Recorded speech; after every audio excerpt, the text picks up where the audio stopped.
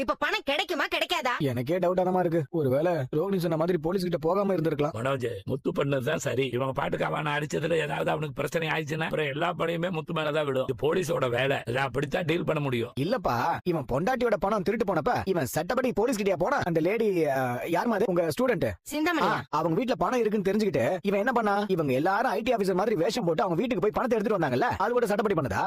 அதானே, இவன் தானே சிந்தாமணி வீட்டுக்கு சைட்டுக்கு போனா. அப்படிதானே இவன் போய் பணத்தை எடுத்தான். எதையும் நான் நியாயப்படுத்தல. ஆனா அந்த பொம்பளை மீனாவை அடிபட வச்சால, அது மட்டும் இல்லாம இவங்களுக்கு அந்த பணம் அங்க இருக்குன்னு தெரிஞ்சுதானே போயிருக்காங்க.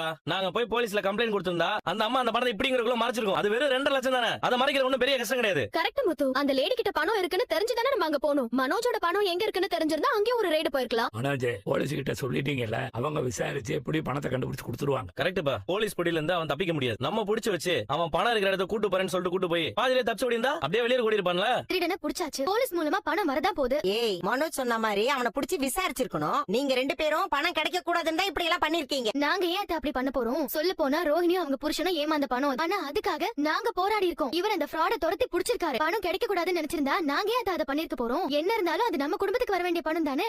அது எனக்கு வர வேண்டிய பணம். ஏய், என்ன பணத்தை ஜீவா கிட்ட இருந்து வாங்கி தானே நீ கடை ஆரம்பிச்ச? ஏய், அது வேற. இது நான் டீலர்ஸ் கிட்ட இருந்து வாங்கின பணம். ஏய், ஓன் பிரச்சனைடா. அது எங்களுக்கு தேவையில்ல. டேய் ஓடுகாலி, நீ தூக்கிட்டு ஓடுனது அப்பாவோட பணம். இந்த பணம் வந்தாலும் அதை